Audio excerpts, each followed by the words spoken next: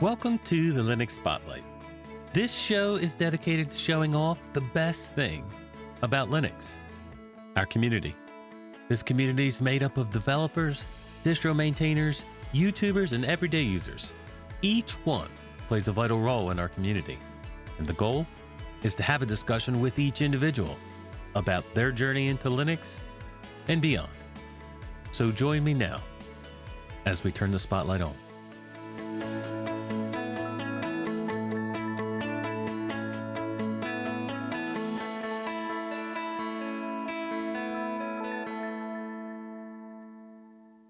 Hello, I'm your host, Rocco, and with me today, my special guest is Leo Chavez. Woo! Hello, Leo, hello. How are you, sir? I'm good. I'm great. It's a lazy Sunday. Lazy Sunday, Mother's Day? Fantastic. I love me those kinds of days. Well, I have a little bit of coffee left, and we're going to talk about our favorite subject, so it should be a good day. Yeah, definitely. I had plenty of coffee already, almost to the jittery point. So I've quit. Okay, not too much coffee. I don't think that's a thing, though, dude. I don't think you can have too much coffee. I'm just saying. Too much You're caffeine, probably maybe. right. But... There you go. Oh, there you go. Definitely. All right. So people will know you from being a podcaster, being a writer, an open source advocate altogether. That's what you're noted for. What about people that have never heard of you? What would you say to them if somebody came up to you off the street and said, who is Leo Chavez personally? I am a professional nerd, I guess you could say. That, I don't know, my life revolves around technology, no matter which way you slice it, no matter what I'm doing. I think everything kind of always ends up coming right back to, well, how can I make this easier with a Raspberry Pi or something like that? So, yeah, just an all-around technical guy. That's probably, if we had 5 minutes to talk, there would be a technical subject come up. Probably. Yep. I don't doubt that at all.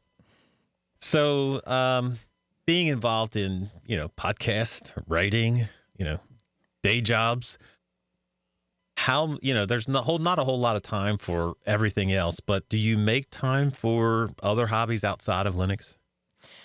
I would. Well, actually, I do. I really do. I think because my head revolves around tech all the time, I forget about the other stuff that I do. But I mean, just right there is my garden. I've got some vegetables. I've got some herbs. I've got some flowers that I'm trying not to murder.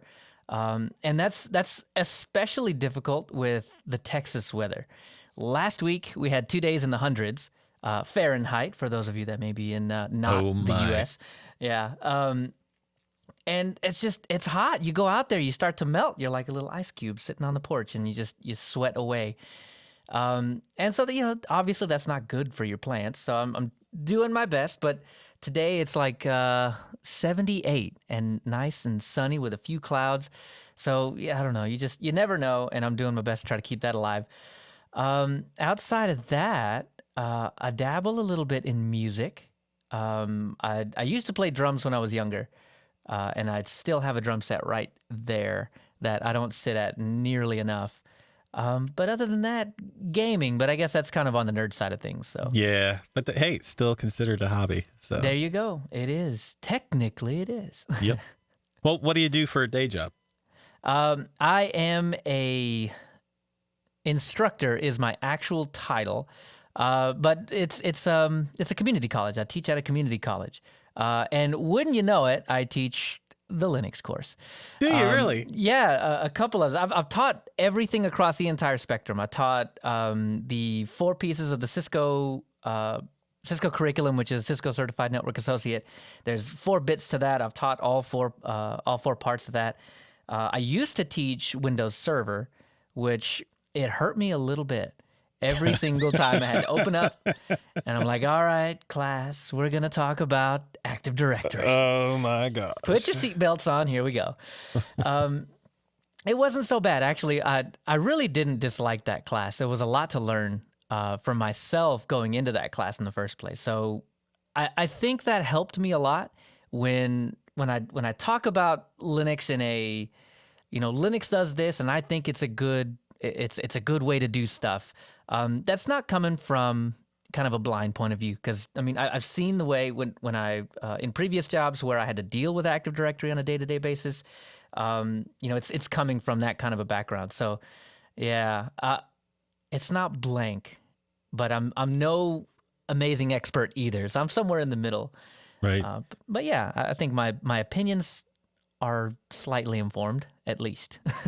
Well, do you find that with teaching programs like that you learn along the way as well? Oh, wow. Yeah. If it weren't for the classes that I taught, I wouldn't know half as much as I know now. There are two places in my career that I have looked back and noticed that, if it weren't for that, I wouldn't be where I'm at. And the first being in IT. And I would suspect that a lot of people that run Linux are in the IT department or IT adjacent, somewhere close, because you play with computers.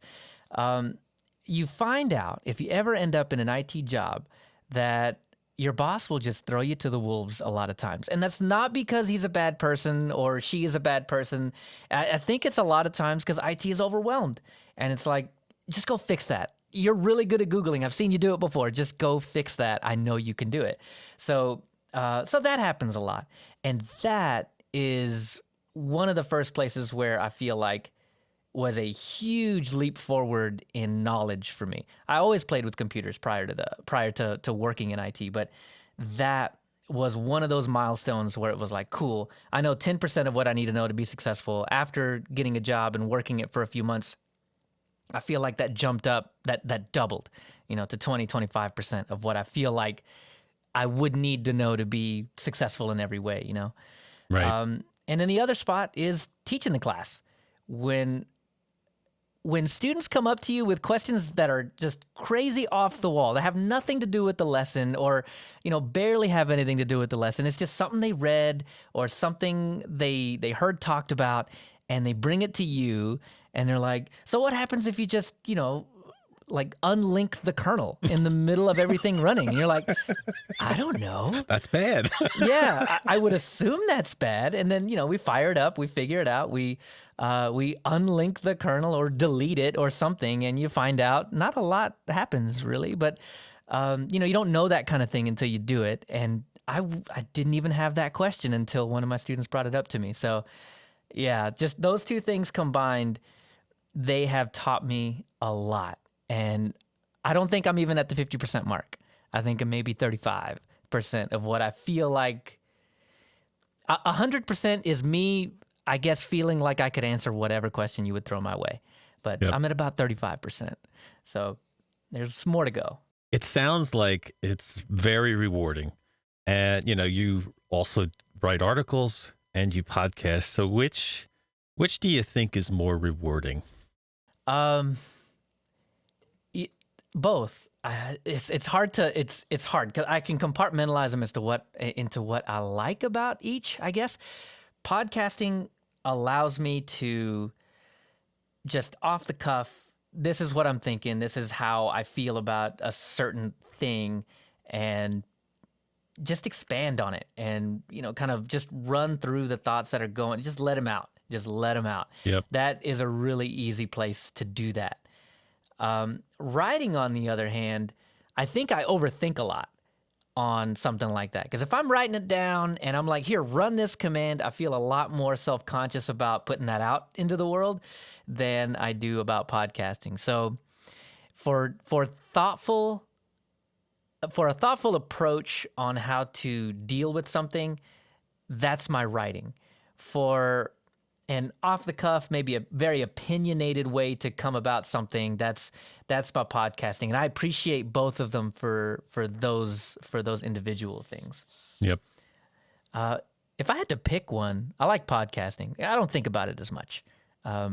Thinking for me leads to a little bit of anxiety. So yeah, podcasting just lets me get it out. Well, when I started doing videos, I would just and I had no idea how to edit. So I would start doing these videos, and it was more tutorials, like where these settings are and what they do. And I would do them over and over and over again, just to get the settings right, because I felt so conscious about, man, if I'm going to put this out here and I'm going to say this is how you do it, it better be right. Same way with the writing thing. Yes. So, yeah, I know how you feel. That's it. I don't know. I've just got that voice in the back of your head that keeps telling you it's not good enough. You could make it 2% better, and then it would be accepted more or something. Right. I don't know why I do those things like that. It's all in our heads, dude. It's all in our heads. Definitely. It's fine the way that it is. Just put it out. Yep. Yeah. All right. So, podcasting, you can definitely talk about Linux. You advocate for open source software. You could talk about Linux there. Your day job, obviously, you can talk about Linux there. Oh, yeah. What about other areas in your life, like family, friends? Do they share your interest in Linux? Are you able to have conversations with them about it?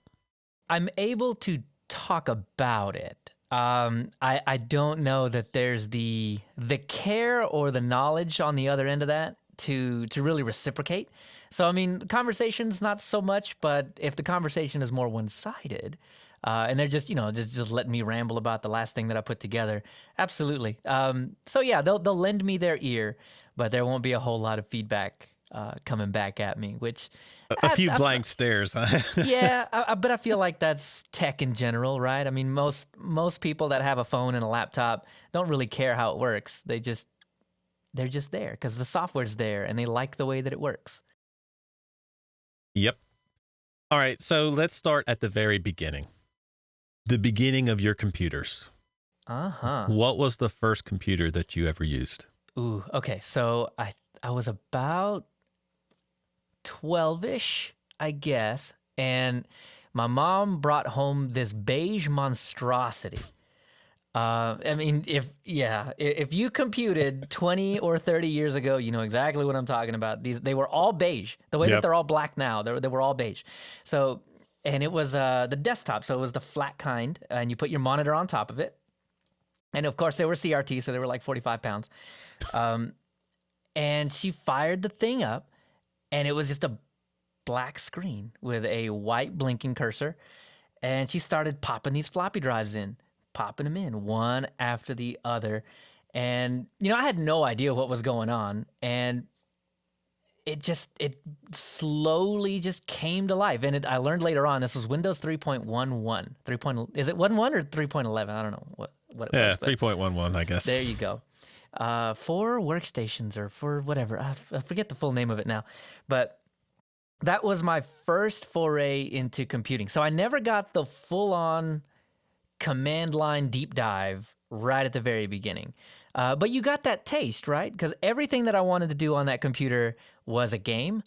So I had to pull out the floppy from that Rolodex of floppies that we had, pop it into the machine, exit to DOS, and then, go to the A drive, and then do setup.exe, something like that. My gosh. Yeah, I remember that process vaguely. Bringing back bad memories, dude. Uh-huh.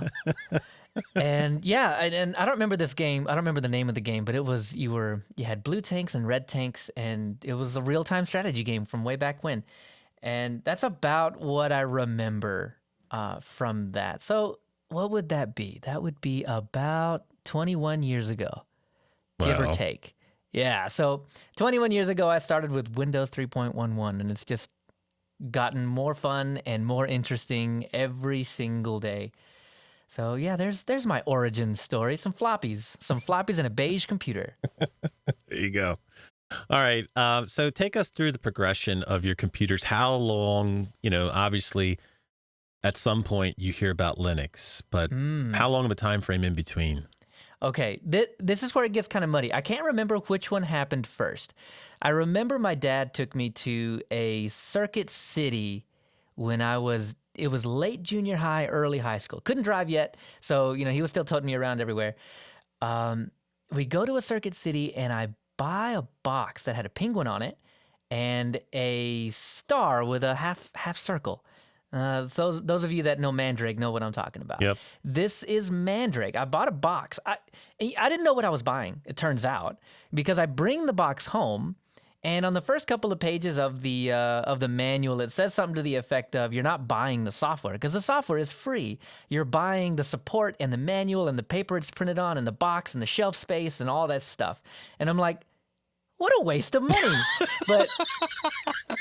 but I popped the disc in, and this is a little after the computers are ubiquitously beige, right? This one was a gray one. It had a gray front and a lighter gray body.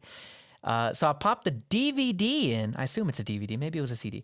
I popped the DVD in, and it has like a little Windows installer thing. And it says something about partitioning, and I'm already like, whoa. I don't know what a partition is, but it doesn't sound like I'm going to have a good time with this. But luckily for me, and I think because the Mandrake guys were so good at that time, this all went off without a hitch. I installed it, I rebooted, and it gave me a menu. And it said, do you want to boot into Windows or do you want to boot into Mandrake? Obviously Mandrake.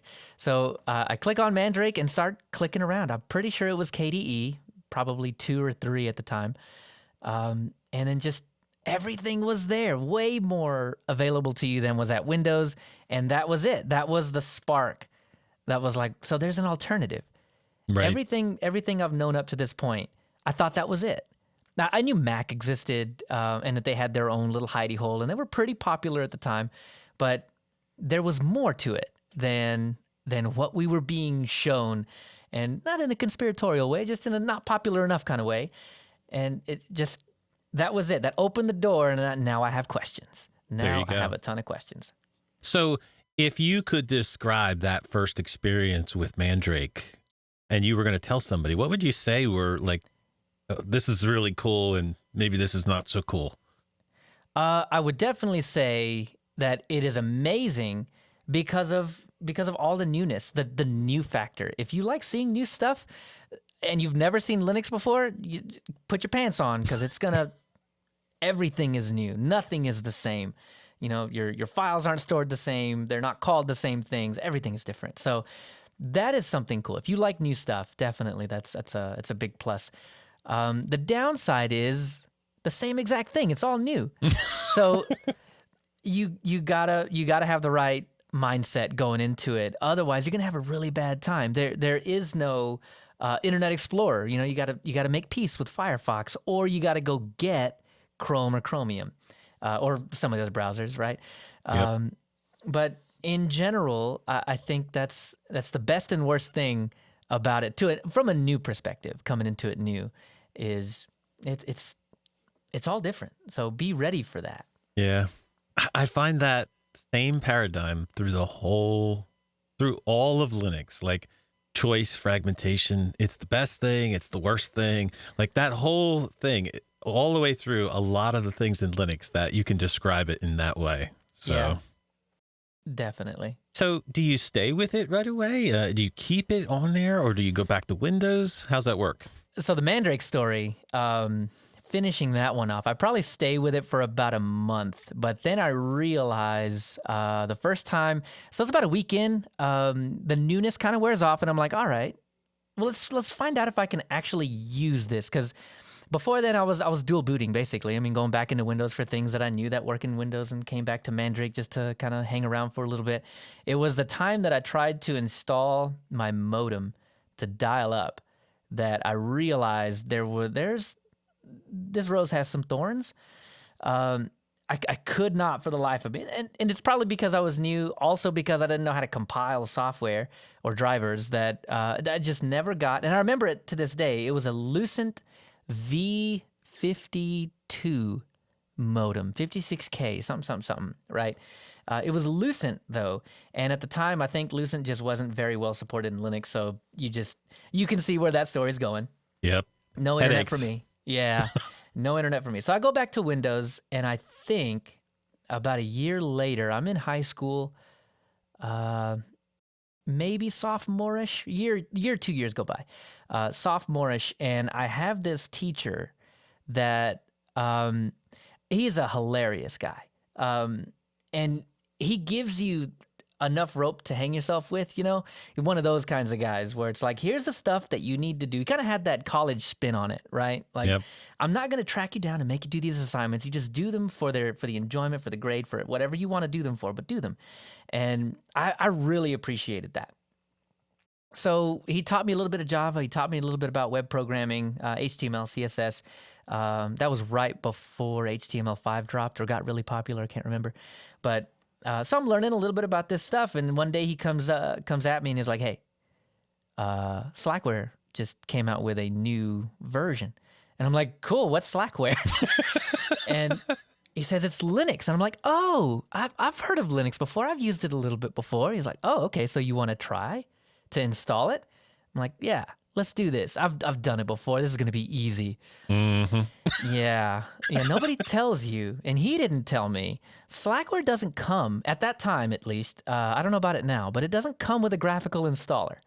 You pop it in, you boot to it. After about 5 minutes, I finally boot to it. And it just drops you into a command line. It's like, hey, man, I hope you know to do fdisk because I'm not going to tell you. Yep. So you, in a almost Archie kind of way, you have to build up. You have to start your partitions. You have to tell the Slackware installer, once you find it, where to install stuff to. What you have to assign your boot flags, right? And so this was like a 3-day challenge for me where I would hit a roadblock and I'd be like, hey, I'm not getting this. I don't know what this means. What is a boot flag? I've never dealt with that before. And so he kind of explains it to me and helps me figure it out, put stuff where it needs to go. And this was that second spark where it was, oh, there's more to this. It's way more complex than I ever thought it could be. I mean, Mandrake hid that from me for a good reason, obviously. Right. But now that I know that it's deeper and wider and this chasm is just never ending, that was the last seal of approval I needed to say, yeah, you're going to be here for a while. You're going to be here, you're going to stay here, you're going to like it, and this whole free software thing, it's not going away. So, yeah, I think overall that's the lineage, or at least the rest of that origin story. It took that guy. And if you're listening, Mr. Bachman, I appreciate that. And, he's who I have to thank. So we were talking about my job earlier. We were talking about the previous jobs that I've held. Everything except for the Mandrake thing. That was his fault. I blame that on him, but it's got to be the thing that I'm most appreciative. Outside of family and their influence on me, he probably left the biggest mark on me out of any of my teachers, any of my mentors, anybody else in my entire life. It's his fault that I am the way that I am. And I appreciate that. Well, you can take that to the level of you teaching your classes now and be that same kind of influence on people. I think a lot of his style and a lot of the stuff he let us get away with, and that's kind of strong, but the freedom he gave us, I think that's the best way to put that. The freedom he gave us in our high school classes is the same kind of freedom that I give my students to explore and to make mistakes and to just do things the dumbest way possible. But the finishing touch on that is to bring that back in and say, all right, here's why that's dumb.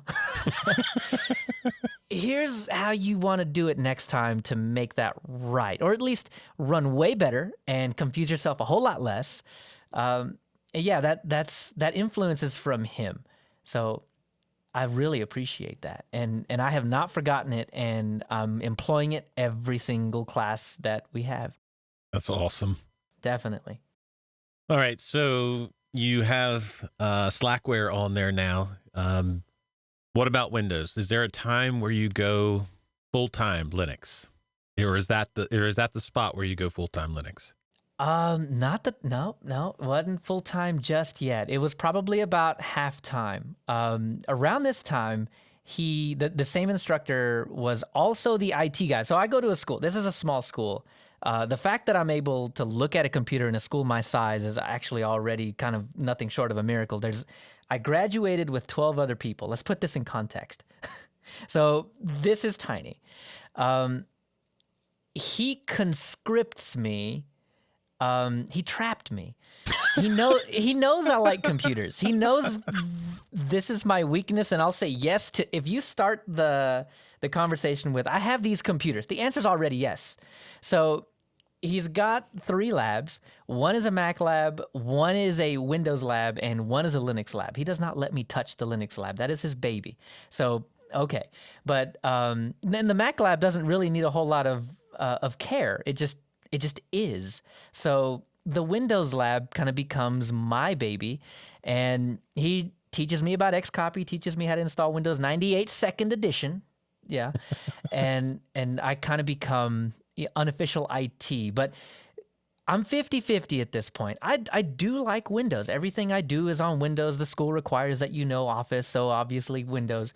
And any chance I get, I'm trying to emulate what we're doing in Linux. I think OpenOffice was available at the time. It was probably in its infancy, if it even existed.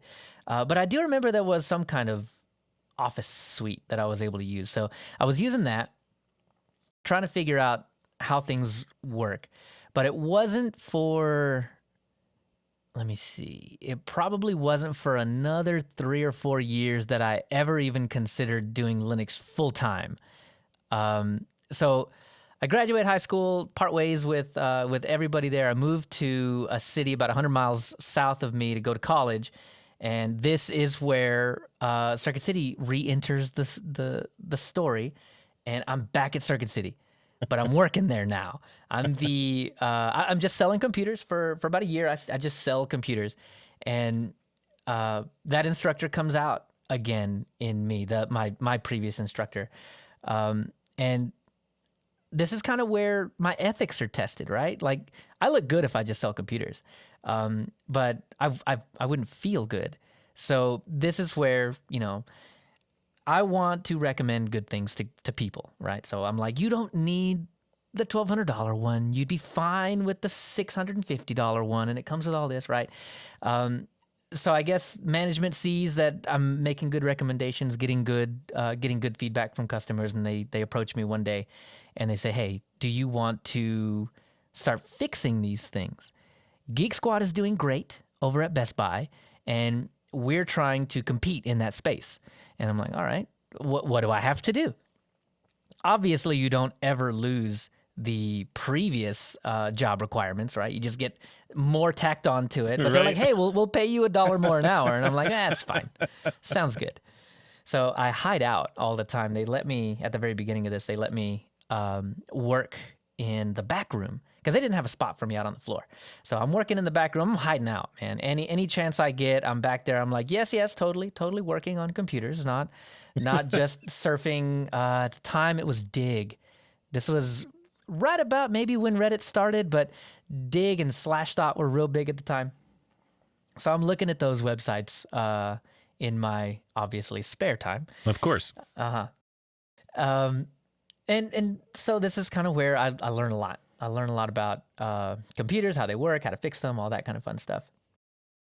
And I buy this little laptop. It's a little 10-inch Sony Vaio. And it's smaller, right? Like, so there are these XPS, like 13 inches, and everybody's, talking about how small those things are, and my eyes don't work with these. I bought a 10-inch, so it's tiny. And the first thing I want to do with it is rip Windows off of it and install Linux. And I think 606, what is that, Dapper Drake? So I install that on there with Wooby. Is that what it was called? The Wooby installer. Uh-huh. Yep. So I want to rip Windows off. I don't think I actually get to it until later on, but I install Wooby, and I forget Windows is installed at a certain point, and I'm just using Ubuntu. But I run into the same problem, and Wi-Fi doesn't work. And I'm like, no, this is the same thing that happened to me years ago. So lucky for me, Ethernet works, so I plug it in and figure everything out. And the resolution didn't work. This is before Ubuntu did widescreen resolutions by default. Everything was 4:3, but this little laptop was 16:9. So in my square box, I am Googling things to try and figure out how to make X stretch. and also figure out at the same time how to fix Wi-Fi. Well, it probably only took me a couple days to get those things figured out, and that was it. So you were talking about tangents before. This was a tangent. So I finally bring it back to the point we were talking about, and at that point, I got Wi-Fi and widescreen working on that little 10-inch Sony Vaio. I was 100% Linux for probably 6 to 8 months, and I never even thought about taking it off until one of my college courses required Windows XP, maybe. I think it was Windows XP. So I had to put Windows back on it, but actually I didn't because it was still running through Woobi. So I just rebooted. There you go. Well, so you teach courses. Do you have any Windows computers now? You have any Mac computers? Yeah, all of the above. All of my work, my day-to-day work, done on a Mac. So I'm very used to it. One thing that I surprised myself about is I have not done Brew. I read about it all the time. It's apt for Mac as far as I know, but I've just not forced myself to do it. I slog through, and maybe it's just because I'm on a Mac, I feel like I deserve punishment or something. I slog through trying to make the App Center work, and you got to sign in like 4 different times because I do it once every 6 months. I don't really need a lot of apps on that machine. So yeah, I should just do Brew, and I would have so much of a better time on the Mac. And yeah, lots of Windows too. I have a whole Windows lab that I baby, and I say that because it breaks all the time. And I don't think it's me. I really don't. I do pretty good with Windows machines. My desktop has a Windows partition on it. It never breaks. But yeah, for some reason, and I think it's the feature upgrades that happen that just this software doesn't work anymore, or you know, it just takes forever to reboot now. Just weird little things happen. And then I do have a Linux lab though, so I forced it. Asking for more equipment and more stuff, and finally got enough. I think I have 12 computers in that lab. But yeah, I've got a lab running Fedora because we teach CentOS. So I'm like, let's stay within the realm of possibility here. Yep. But I do itch to put Mint on it all the time though. So. Well, you try all of these distros out on MintCast. You talk about all of the new features. Do you distro hop a lot? Not anymore. I used to. Yeah, I really used to. Probably the last time I really took a dive into distro hopping was maybe 5 or 6 years ago. And, at first it was just all of the Ubuntus. Because, 6 years ago, we had the long-term support. But I think, 1704 may have been at the time. But anyway, it was one of those interim releases, and I was like, I haven't tried Kubuntu. I haven't tried Xubuntu. I haven't tried. So, I just run down the list of all the Ubuntu flavors, and that was the beginning, I think, of all the distro hopping. And then I don't know, it spawned off from there. I don't even remember the things that I tried, but yeah, it was distro after distro after distro. I think more often than distros, though, it was desktop environments. And this is when I learned that lesson that you probably shouldn't install a Qt-based environment and a GTK-based environment on the same machine. Otherwise, you easily end up with tons of libraries that you don't need. But yeah, sometimes it just doesn't play nice. People tell me all the time that you can do it. You can put, but I have never in my entire Linux career had a good experience when having both on the machine. It just didn't work well for me. Yeah. And I think I'm just too picky to do that now more often. And I think it's probably the fault of the elementary guys because they have this thing where it's got to be pretty. Yes. And man, it is, isn't it? It is pretty. And the new stuff that they just came out with, it's got kind of a flatter interface now. Man, they just keep making it better every release. But I think it was them that probably just solidified, it does need to be pretty because everything else is pretty, or at least trying to be. So it would help in the wow factor to do that. So I think that kind of pushed me over the edge. And now and I feel bad for it sometimes, but I feel like I'm really nitpicky about things. And Plasma has really kind of hit it out of the park. because I'm on Kubuntu now, and obviously my workflow comes from a GTK environment, so I need some of those tools. Yep. So I install it, and they look good now. So I've fallen in love with Kubuntu. So I still have a little bit of that bug. You do. I can tell. Yeah, I'm in Cinnamon, and I love it, and it's just the right amount of animation. But terminal blur, are you familiar with terminal blur? It is amazing. It just looks so good. All right. Well, I know the answer to this question, but what is your go-to Linux distro? Yeah, that's Linux Mint, but more and more, it's the bug. It's the DE bug. Kubuntu, or just Plasma, I guess, because I could probably be fine on Fedora with Plasma, or maybe even Manjaro with Plasma. But I think if Linux Mint Cinnamon were to just die, it won't. But if it were, and I had to get set up on something and be on something, it'd probably be that. Probably Kubuntu right at the very beginning, but I might test out a Fedora or Manjaro Plasma. But yeah. So Linux Mint is the high-level answer. When you get a little deeper, Kubuntu rears its ugly head. So what's the daily workflow like for you? Are you a keyboard-driven guy, or do you not have any specific workflow like that? Maybe it's just a set of software that you install on your computer when you first, install a fresh new machine. I guess I could just look at my applications, huh? I need Audacity, Mumble, Visual Studio Code, not for coding because I'm not a programmer, but for Markdown. It's so good at Markdown. Yep. Discord, Telegram to keep in touch. And I mean, if you just boil it down to basics, that's probably about it.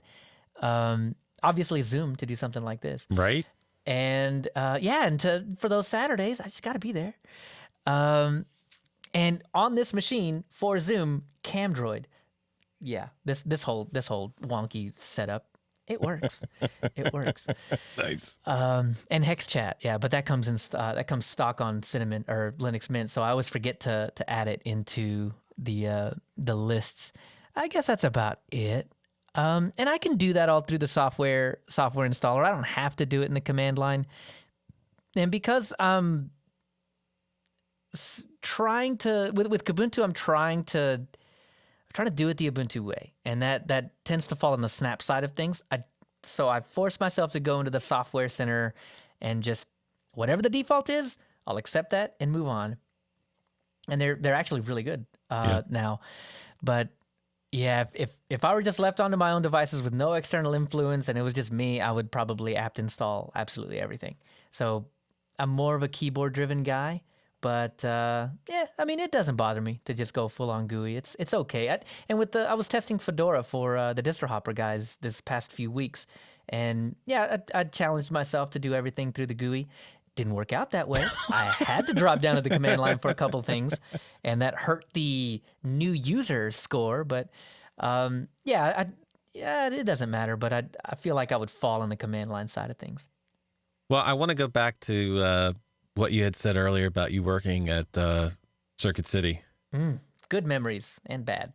And being a competitor to Best Buy, because I ask other people on Linux Spotlight, have you ever wanted to install like Linux on a Best Buy computer?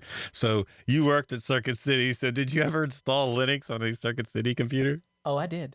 And it was like the little e-machines, the ones that nobody cared about. And the only time you ever looked at them was when the customer was just like, nope, I'm not going to spend even $25 on this computer. And you're like, well, around this corner in the deep dark with where the lights don't work anymore, we have e-machines. And so they got better over the years. So, but yeah, on those machines that nobody ever saw, I did take the opportunity quite a few times to install Ubuntu. And so that does technically finish up my prediction. So on the MintCast, I predicted that we would see our first machine with Ubuntu on a shelf. So I mean, technically, self-fulfilling, right? Yeah, I mean, you scroll back to like 2007-ish, then it totally happened. So yeah, I did quite a few times. I definitely did. And yeah, I definitely wouldn't do it on the Sony Vaio on the end cap because people see that all the time. But right. Yeah. So I could Get in not trouble escape for it. that stuff, man. Yeah, well, yeah. As long as they don't look at the camera footage, they don't know who did it. I had good bosses. They were pretty open-minded about stuff like that. Because I mean, yeah, we knew those machines weren't the flagships anyway. Right. Well, you had mentioned gaming earlier, so I take it that you like to play games. Yes, I like to spend money on stuff, hardware. Yeah, maybe gaming is just the excuse for me to buy hardware. That might actually be more truthful than just saying, yeah, I like gaming. So what kind of genre of games do you like? Everything but first person. Not because I don't like first person, but right about 26, 27, I started getting motion sick. Oh, I hate it. I do not recommend this. I will preface this with that. But motion sickness pills totally work. Totally work on if you're playing a first person shooter and you spin around a bunch of times and you start to feel that little queasy feeling. Yeah, motion sickness, Dramamine totally works to kind of help stave that off for quite a bit. It's not a silver bullet, it doesn't fix everything, but yeah, don't take too many of those. Borderlands. probably not. Yeah, Borderlands. I got through Borderlands on that, and after that, I swore off. All right, if I can't do it without these, I just won't do it. I just won't do it. So if you had a choice of genre of games, you say you play everything, but which one would you say is your favorite? Ooh, I've always had a soft spot for RTS. Civilization. Well, I guess that's a turn-based, but I get strategy games. I guess I would boil it down to that. Strategy games that have some kind of military conquest theme to them. Yeah, that's pretty much about it. Because OpenRA is, Command and Conquer. For those of you that know what that game is, I played that one early on, and they remade it. And it's a flat pack now. I think it's a snap too. You can just install it, and it's the old Command and Conquer. And man, I will put hours into that game. So I think real-time strategy, then turn-based strategy, and then maybe MMOs after that would probably be, yeah. If we're just gonna have to rank them because I Right. like them all. Favorite game of all time? Ooh. We can do this a couple different ways. How many hours I have sunk into it? World of Warcraft and Diablo 2 are probably gonna take the cake easily. And I don't say this out loud ever. This is a Rocco exclusive. Okay. 1,000 hours each, easy. Oh my. On both of those games, easy. And oh man, I don't think I hit 5 digits. I don't think so. Come on. It's possible. I don't know. I don't think so. But it's a high 4-digit kind of number definitely on WoW, most likely on Diablo. So, yeah. How about enjoyment? If you rate it on enjoyment. I would have to stick with the same 2 games because I can win on those games. RTS, man, you just crank them up and you get stomped, and you don't feel good after that. No, you don't. So enjoyment still got to be those 2. So yeah, all right. So if I've got to pick some, then yeah, it's got to probably be World of Warcraft, Diablo, World of Warcraft for the friends, I think. You call up a friend, tell them get on, or now more it's a text message. But back in 2005-ish when I started, it was more of a call. Yep. But yeah, just that factor I think it plays a huge role in that, and Diablo 2. But Diablo's a very first-person-y game if you want to make it that way. So yeah, enjoyment, those 2 for sure. Nice. All right, let's get into the podcast. So Okay. How do you get involved in podcasting to begin with? By accident, totally by accident. What was it? It was Joe Ressington, so blame him. Of course. He had said something on one of the shows that he was on that the MintCast was needing somebody because the original guys, or the guys that are on there now, are getting a little long in the tooth, and they want an escape hatch. And I was like, I talk like a lot, and I could probably talk like a lot even more. So what happens? I'll just send him an email. So Yeah, so Joe Ressington said it. I thought about it for a couple of days, talked to my wife about it, and I was like, I mean, how would you feel about me being even more of a nerd? And, she Well, was she was all okay, for fine. it, right? I mean, yeah. Okay, half and half. But she didn't mind it too much. And so I was like, all right, cool. I'll send him an email. So I sent him an email, and Rob was like, all right, bring him on. We'll bring you on, and we'll see how you do. And if you like it, stay on. If you don't, all right. And his promise to us, so Rob, if you're listening to this, I'm calling you out now. His promise to us was that the group would weed itself out, that it would end up being 2 or 3 people, and that would be the show after that. Well, nobody quit except one, but he was only ever on for one show anyway, maybe 2 shows. But nobody else quit. They just keep coming back. And I'm like, when is this going to happen, Rob? It's never going to happen. And what is it, a year and a half now? See, we started October 2018-ish. Yeah, so it's about a year and a half now. They still haven't left. So MintCast guys, if you're leaving, or if you're listening, yeah, you still haven't left. Right? That's okay. That's okay. I like you guys. He'll put up with you guys. Yeah, for sure. I mean, the show wouldn't be the same without him. So definitely like it the way that it is. Keep it the way that it is. Yep. You have another podcast, Full Circle Podcast. That was also an accident. Yeah. So how did that come about? Who was it? Someone had come into the MintCast Telegram channel and said, Full Circle is looking for news. Someone to do a news podcast, and it's going to be a really short podcast. And I was like, I've got free time. This is before work. How hard could it be? Yeah, exactly. That's my thought process. How hard could it possibly? It's a 5-minute podcast, right? And yeah, little did I know it's a 5-minute podcast, but it ain't 5 minutes of putting it together. So I emailed Ronnie, and he's like, "Hey, send me an audio sample of you reading an article." I'm like, "All right, cool." So I'll send that in. And he said, "You sound good. You sound professional. And so how would you like to start next show?" And I was like, "Sure, cool." I did not. Neither of these 2 shows did I ever, in my wildest dreams, expect anybody to tell me yes, ever. And I feel like this is just a testament to my life, because I think a lot of things happen like this, where it's like, I didn't think any of this was going to happen, but all of a sudden someone said yes, and now here I am, stuck in the middle of teaching, podcasting, writing, all this stuff. Yep. Who says yes to me, man? I don't get it. They are crazy. Well, you mentioned about the short podcast, and there's a lot of work involved, dude.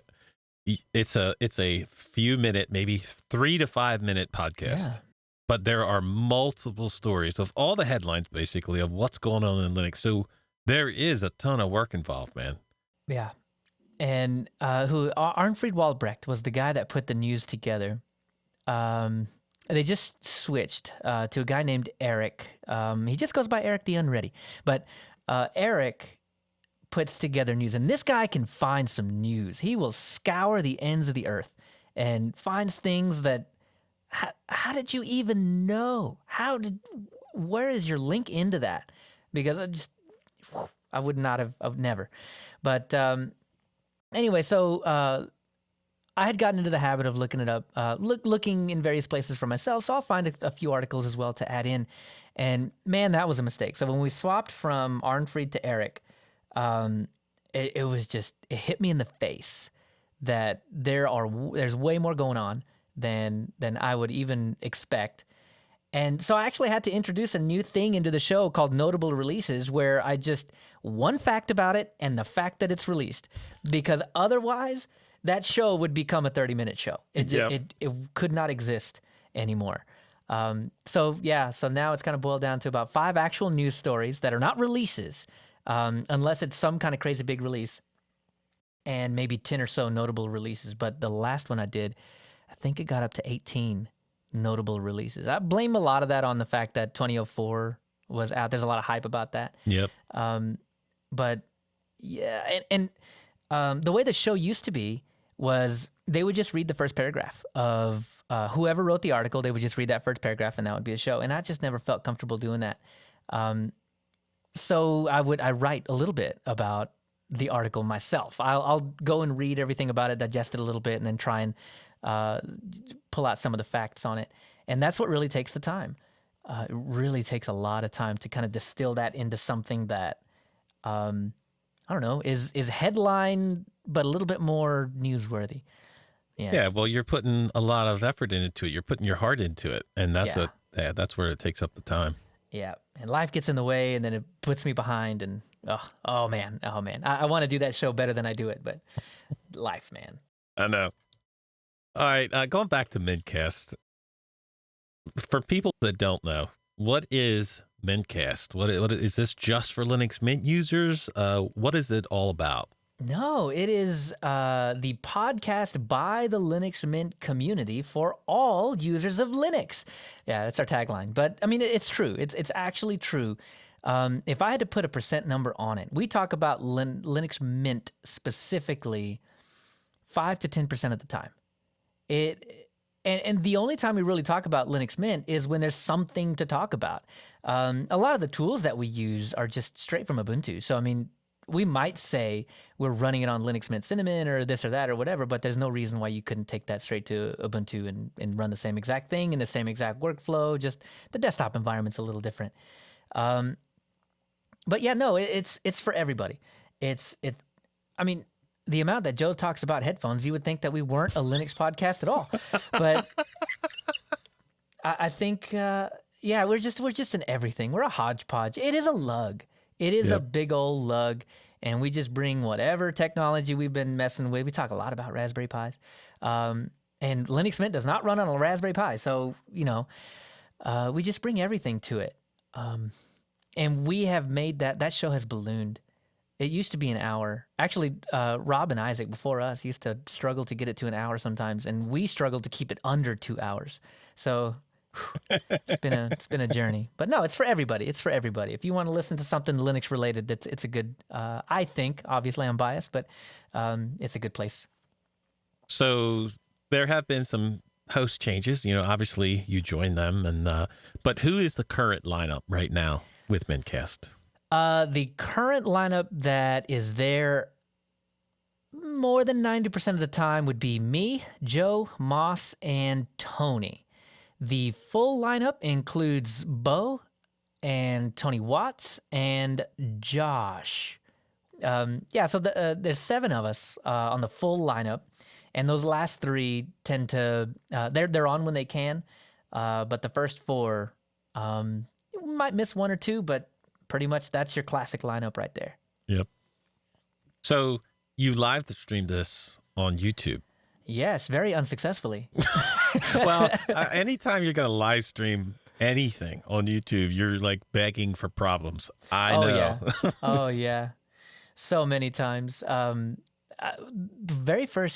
we very first started to try to live stream it, we were trying to use the way that it used to be. So the way Rob used to live stream it was a gentleman named Kevin Wisher would run a Pi that ran an iStream server, I think is what IceCast server, and it would shoot it out to the website, and then you could log in and listen to it radio style.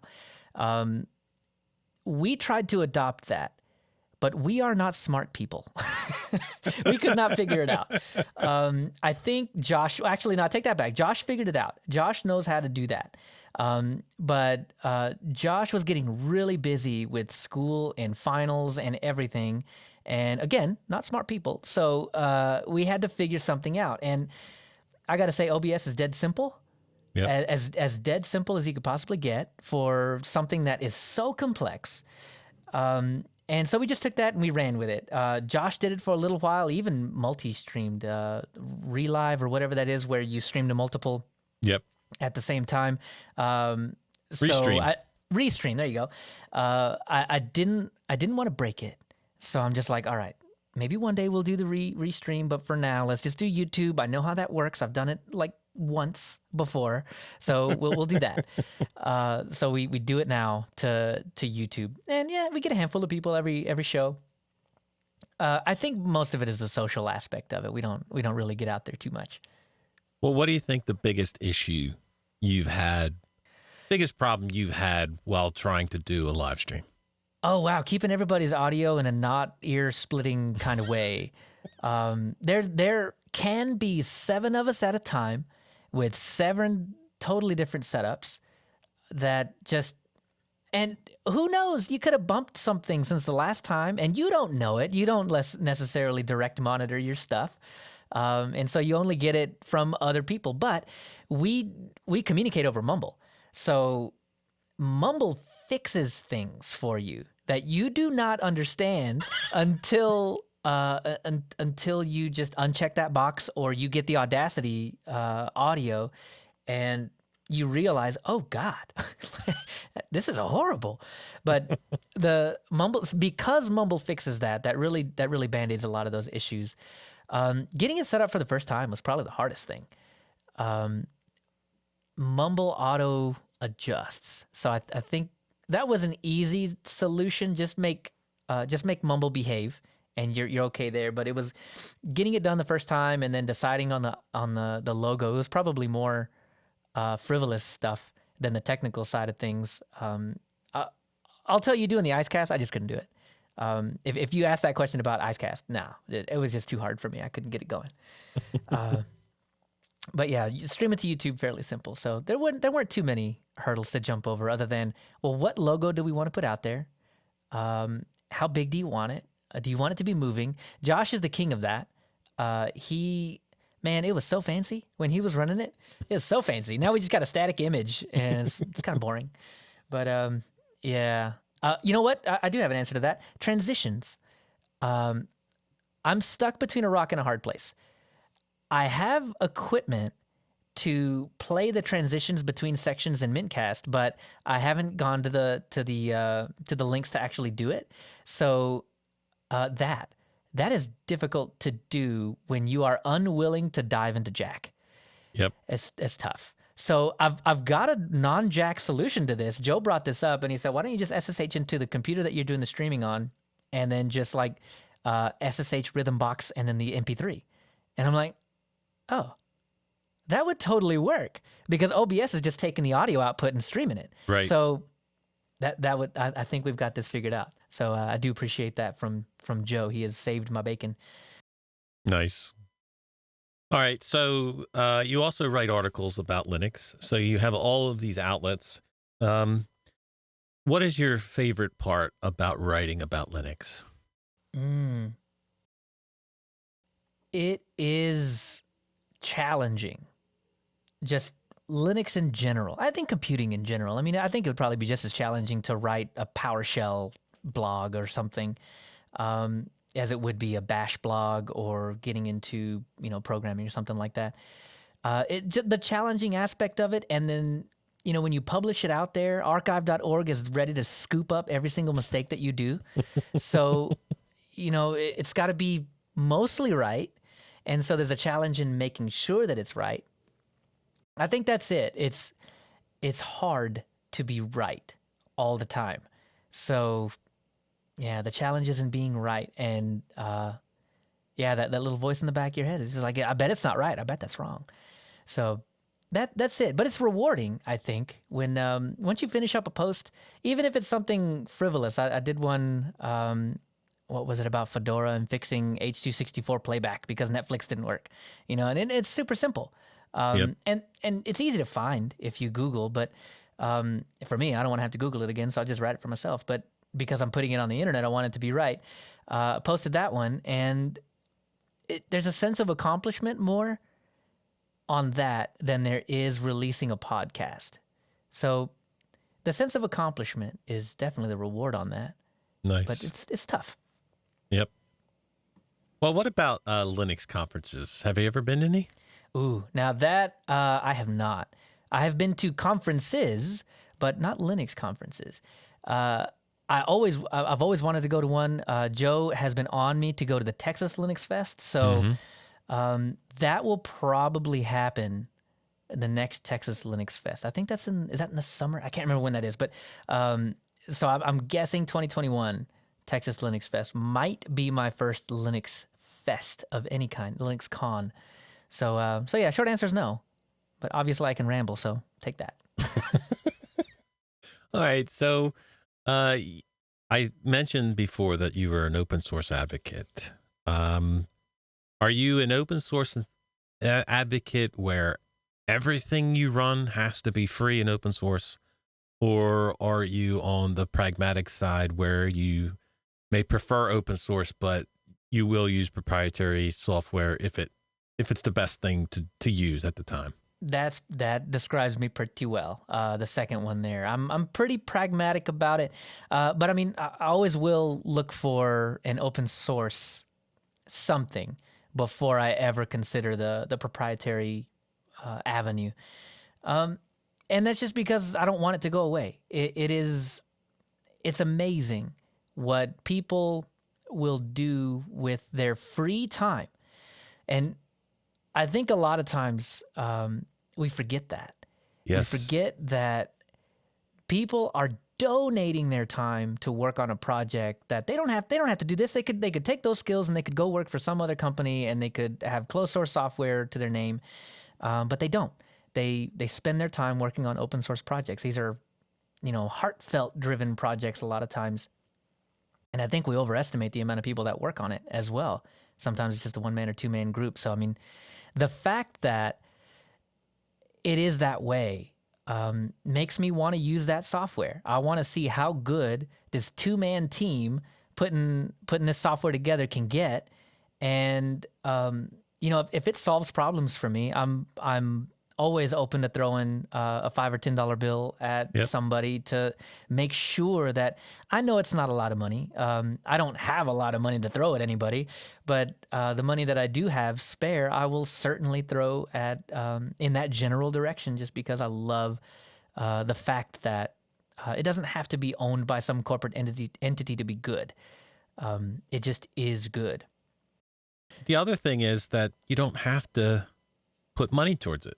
Right. A simple thank you goes a really long way with people.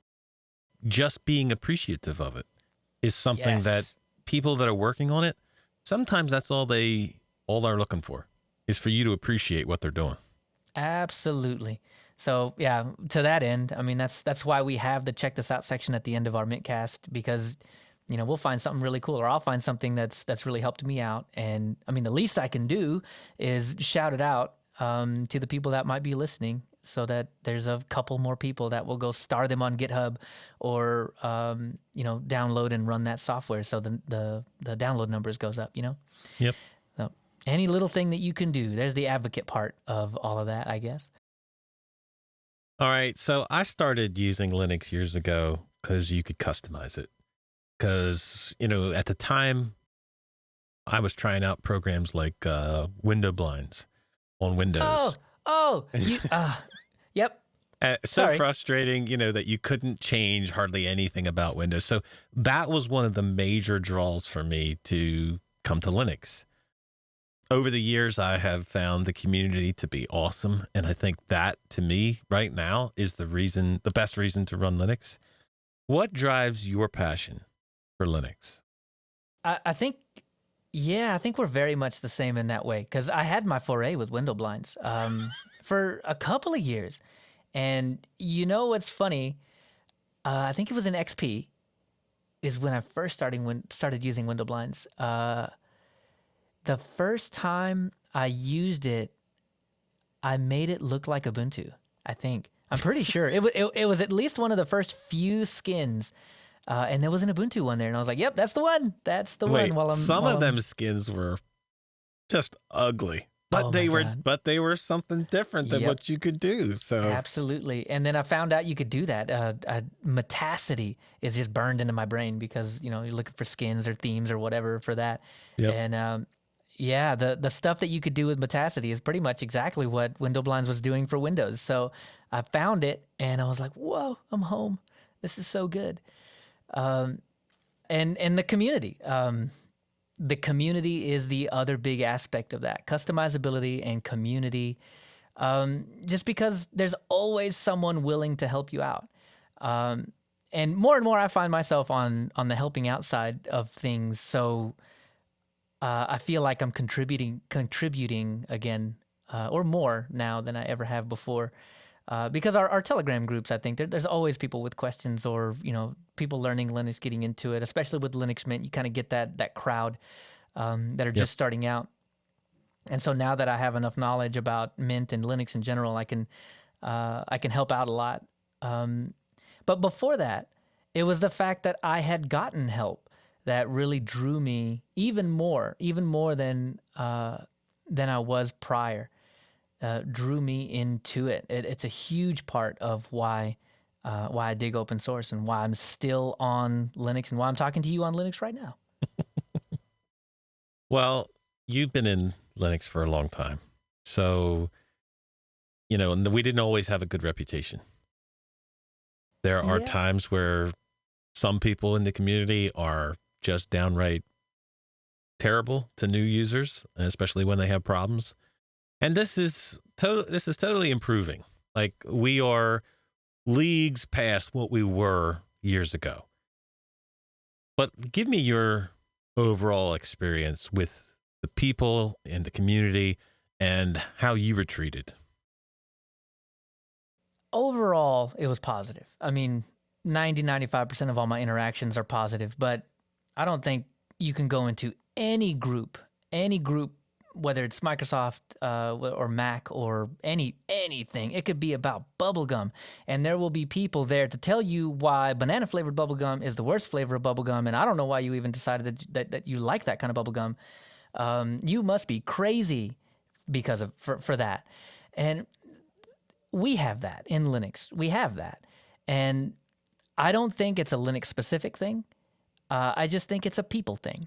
Yep. And you do, though, have to combat it. You can't let those comments stand, though. You have to go in and try to recenter that.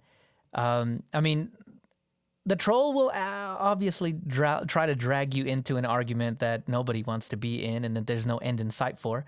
But you have to combat that because people are watching. The new users or the people that are just hanging out in the community for the very first time, those people are watching. And if it's not corrected or at least called out, you leave with a really bad taste in your mouth. But those people will always be there. You can ban them, you can boot them, you can mute them, you can try to get them away, but they'll always find a way to weasel back in. Yep. So yeah, you just have to be mindful of that. But my experience has been overwhelmingly positive, and that's what colors my perception of the community. And yeah, you have to remember, always going to be a hater. Always. Well, you mentioned about there's a lot of like newer users attracted to your community. There's a lot of people who feel they can't contribute to Linux. Like they don't code, they don't do anything technical, but everybody has different talents. Everybody has a different way of being able to give. And you contribute to Linux. You don't write code, correct? Correct. Well, okay, it's really shoddy scripts. That's what I write. Okay. But I don't contribute them to anybody's, though, because they're so bad. So you're not writing code for a distribution or anything like that, but you contribute in your own way through your podcasts, through your writings, through your interactions with the community. What would you say to those people when they ask, how can I contribute in a meaningful way? Oh, man. Do anything that you like that is in the Linux realm. I mean, if you ever wanted to be a YouTube personality or something like that, I mean, let Linux be your springboard. If you've ever wanted to come on, I mean, like shows like yours, you don't have to know anything to be a part of the conversation and to learn something and to contribute back your experience to anything. And that goes with the MintCast as well. Writing documentation, and I say that, but like if you really feel like you want to contribute, and this has probably been said about 1.5 million times, but translations, if you know a language that is not English, then there's likely a spot for you somewhere to translate something, and that is a real tangible something that people can take away on the documentation side to help people out. But yeah, I don't think you have to do anything above and beyond. You don't have to be on a podcast or any of that. If you know the answer to somebody's question in a Telegram group, answer it. And that is contribution. That's all you need to do to be a contributor to Linux. Or when someone says, I'm thinking about trying Linux, and you give them the thumbs up emoji, you've contributed. You've helped that person maybe just a little bit to push them over the edge to get them to try it out. And the more people that we have using and testing Linux, the better off we as a community are, because that just means more testers, more people to complain about bugs. And, ultimately, that's a good thing. Yep. And that's all you got to do. A simple thumbs up emoji is all you need to contribute to Linux. But there's plenty of things that you can do if you want to do more than that. Well, this past Biddle, actually it was this past Biddle Europe, we had a great conversation about how far we've come in Linux from where we were, even a few years ago. There's more software available now than there ever has been. Yeah. You can install more software in so many different ways, like snaps and Flatpaks and app images, than you could before. But is there any software currently not available for Linux that you would say, hey, man, I'd love to see this come to Linux? I just got to throw this punch in there real quick. You mentioned Flatpak, Snap, and App Image. What crazy first world problems do we have when this is what we're bickering about? how to get software installed. I love it though. It's a great problem to have. But Yep. So software for me. Back on track. Stop with the tangents. Not really. I mean, for me, I think the only things that I wish I had were just some games. That's pretty much it, because at work, if I'm sneaky about it, I don't really have to be sneaky about it, but I take that back. I have a desktop at work that runs Linux Mint. I could do my entire job from it. Entire job, from WebEx to all of the web apps that we use to everything. Every single thing that I can do. They recently made a change. Probably shouldn't divulge too much on that, but they recently made a change where some of the things that I can get access to are more web-based. And that was the click over that I needed to be able to just say, all right, 100% full time. The moment the policy comes down and says that you have to be running Windows 10's, I was going to say Service Pack, they don't do that anymore, feature update this or that, then okay, yeah, all right, I will follow the rules, but there is no such rule yet. And until then, I'll continue running Linux. So no, not really, other than games. I'm trying to think, I'm actually racking my brain. There isn't really, example. The reason that I'm saying that that I don't need it anymore, I have a keyboard. It's a Corsair Strafe, and it's unicorn vomit, right? Yep. Rainbows here, rainbows there, everything. But for the longest time, every time I rebooted into Linux, it was red, and I'm like, this thing has 16 million colors capable. It's capable of that, and I get one. Yep. It's unacceptable, And so I'm angry Googling one day about this, and I find there is a project called CKB. Oh, the original project, and I wish I knew the guy's name. He had put it together, basically wrote a driver for it, and it would make it work. And I'm like, oh, okay, cool. I'll check that out later. But for now, I'm working on this, so I'll put that on the back burner. Well, another time, maybe a couple of weeks later, I came back.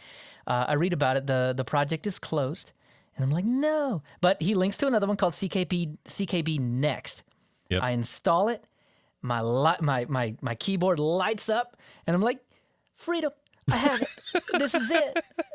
That was actually one of the last things that I had to fix on the Linux side of things for me to be comfortable on my desktop. I can't, no, just one color is not enough. So once I got that installed, I fell in love with that software. This is why I love Linux and open source and that particular project. It does more in less memory than the Windows counterpart by the official Corsair guys. Yep. So if I don't have that CKB Next software installed on my computer, and here's what's funny, it's reversed now. In Windows, I don't have the software because the software is let's just say not good. Um, it is like kind of like it's like a Christmas tree. It's got all different kinds of colors. It doesn't do anything fancy, but in Linux, CKB Next allows you to modify the original hardware lighting scheme to whatever you want. And that is not available in Windows. Just Not available. thank you. Just thank you, CKB Next guys. You are fantastic because you're giving me tools that I never had, that I never even had. So yeah, that I think was one of the very few things outside of games, but that's just an ongoing thing. Of little utilities that I needed to just make Linux feel like home. One of the last ones. Nice. Well, I'm gonna go back to what you had said earlier about the whole snaps, Flatpaks, and app images. I want to get into that. Stir that pot. All right. I want to stir that pot. So, what is it about those types of package format that people just have a disdain for, or they just, I don't know if it's they don't like change or what. I feel like it's a bit of that. It's definitely a bit of I don't like change, because typing snap instead of apt is so different. But I think even more than just the change aspect, actually a little bit on that change aspect. We're kind of wary right now, right? System D just happened. And I say just happened. It happened a while back. But that vocal minority of people that didn't want the System D change to happen, and it could be bigger than a vocal minority too. I think there's a crossover there because, repository is the way that we've always done this. And I appreciate that. But yeah, so, certainly resistance to change, but even in our Telegram groups, I see that there has been a bad experience, whether with one app or multiple apps, and they use that as ammo to write off the whole project. Yep. They use that as, well, this one snap didn't work for me, or these two snaps didn't work for me, so snap is crap, and I just won't use it. I will I'll swear by app image or something like that. And Flatpak is the same way. Before Flat Seal came around and allowed you to be able to change the permissions on some of those things, Flatpaks were unusable to some people and were just not even a thought for others. So yeah.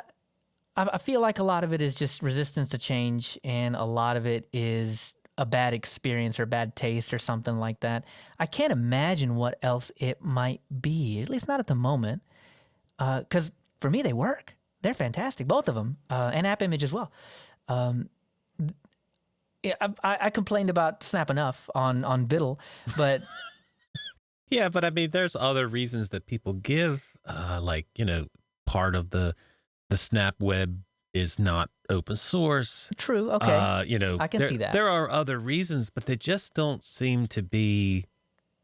They just don't seem to be a reason that you would say I'm writing off the whole thing. You know what I mean? Like, right. It just seems like there's more to it than that. So, avoiding specifics, but yeah, I think it's the diehard free softwares.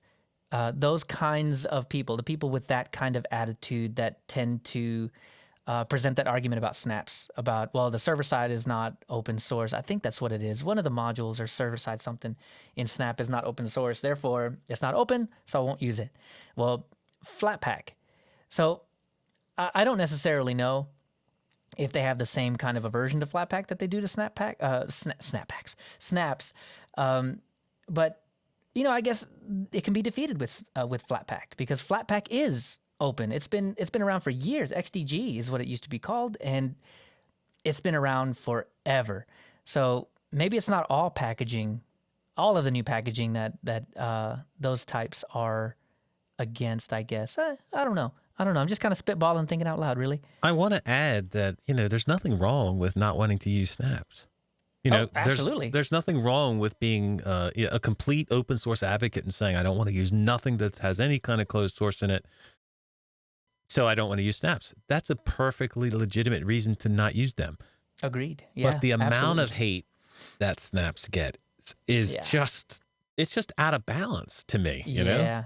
Yeah, I think it is. But I don't think anything changes in Linux without that group, without the group of people that I don't want to say naysayers because their heart is in the right place, I would think. And they want the best for all of us. And when they see something like Snap, some of it is closed source, they're calling it out because they want a stronger community, they want a stronger software availability, and they want it done in the way that they think is best. So, yeah, naysayer is definitely not the right word there, but still, yeah, their heart's in the right place for sure. I just think it's going to happen. It's so easy. It's so easy. I think same with System D. It was just inevitable. It was just going to happen. Yep. So do you believe that Linux is bad at marketing or promoting itself? You just get thrown out all these terms for, the year the Linux desktop was forever now. I'll say it. I'll say it again right now. It's right now is 2020.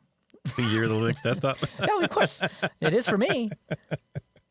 So, is it just a meme? Or are we ever going to have a big, huge, what people consider a year of the Linux desktop? Or, should we even be marketing at all? It depends on, I think, sort of that last question. I think it really depends on how you feel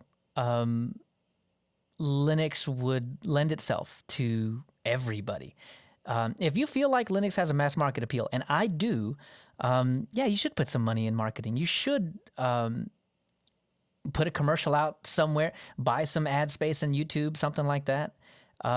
You absolutely should. But the year of the Linux desktop thing is a meme, but a worthy one, because dreams make memes, and once it's a meme, it's pervasive, it's viral, and the fact that you got so many people running around saying it's the year of the Linux desktop, I think that is the kind of attitude that's going to make it happen. But you got to be thoughtful about it, I think. Not everybody is going to agree with you, and you're just going to have to accept that. There are going to be people that are going to want to use Windows now and forever, and that, okay. Some people don't even care, dude.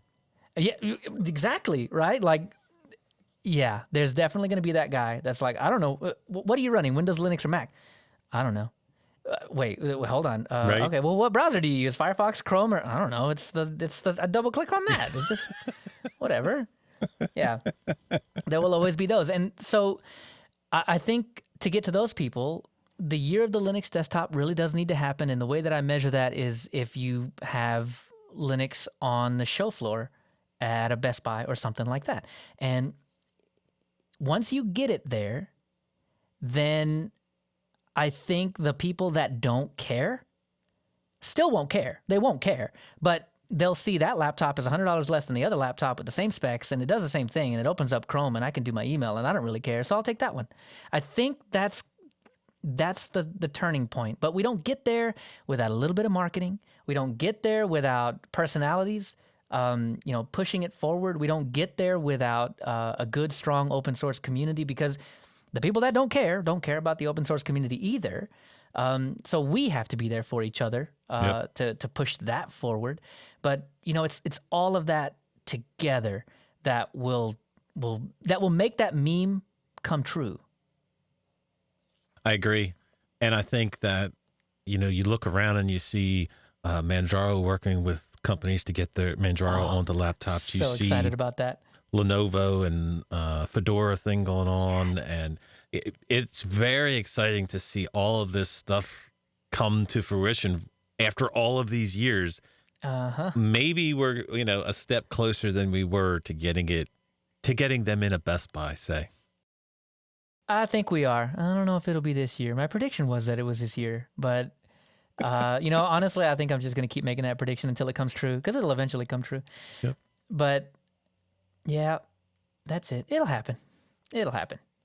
Well, you told us the reasons that you started using Linux. Do the same reasons still apply, or are they different reasons now for continuing to running Linux? the same reasons apply, plus one.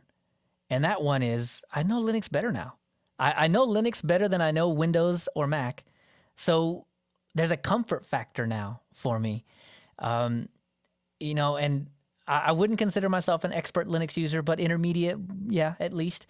I'm not afraid to pop open a command line and start tip tapping away to get to the result that I want. So the fact that I'm more familiar with those tools now really just drives the point home that this is home.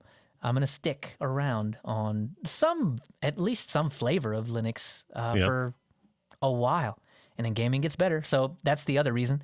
All the games that, so plus two, all the games that I typically play, except for a couple, work just fine on Linux. And as long as I don't really have the itch to play those particular games, I never have to reboot.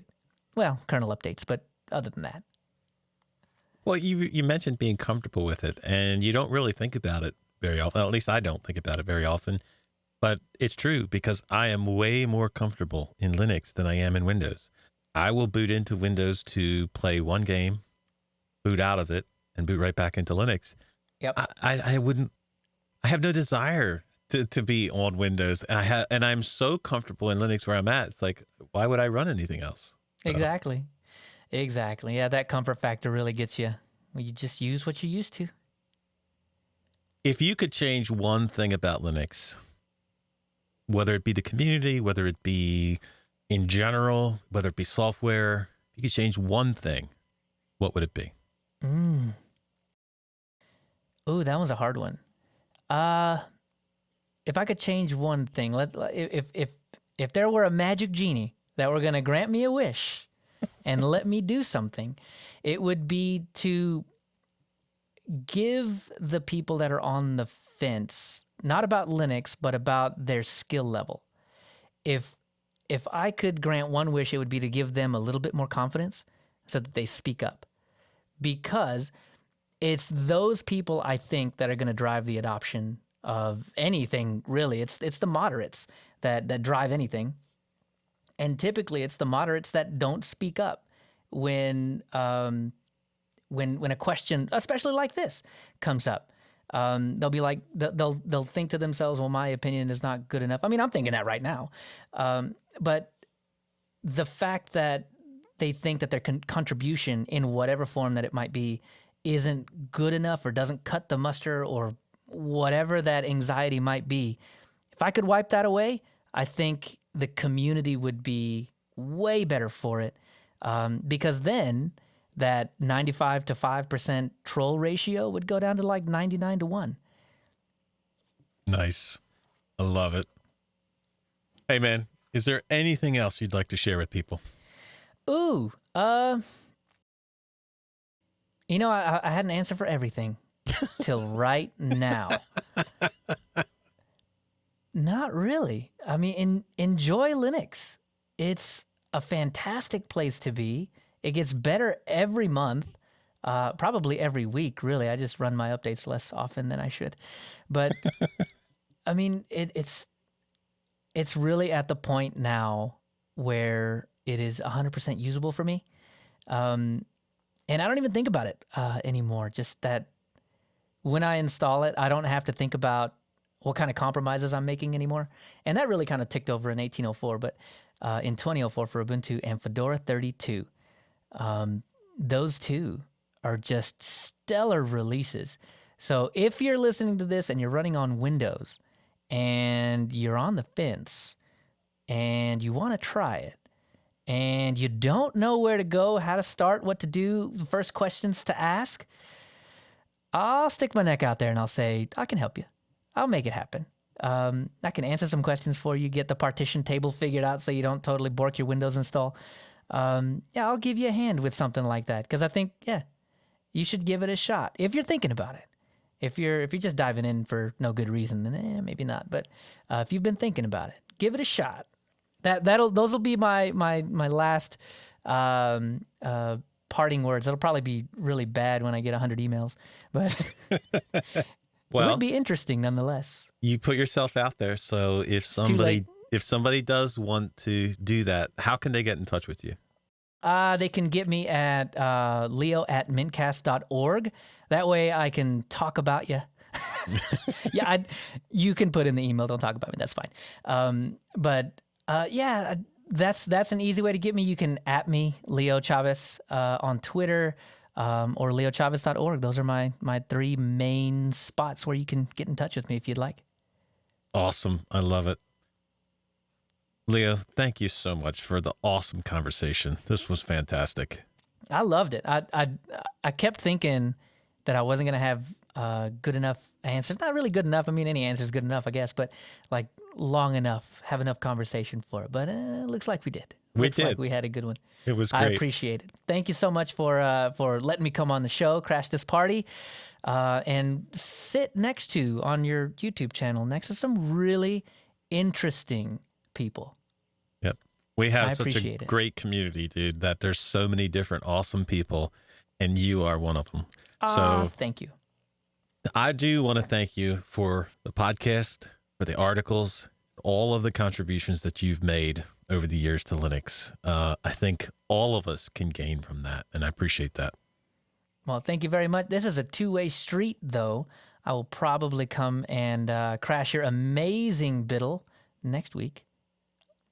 Just cuz. Okay. Just cuz. But same to you. I mean, the fact that you have so many awesome people coming onto the show every single week, and I mean the contributions that you make. It is such an honor to be on the show, to be honest. I mean, this show and Biddle as well. I've had such a good time hanging out with you and everybody else.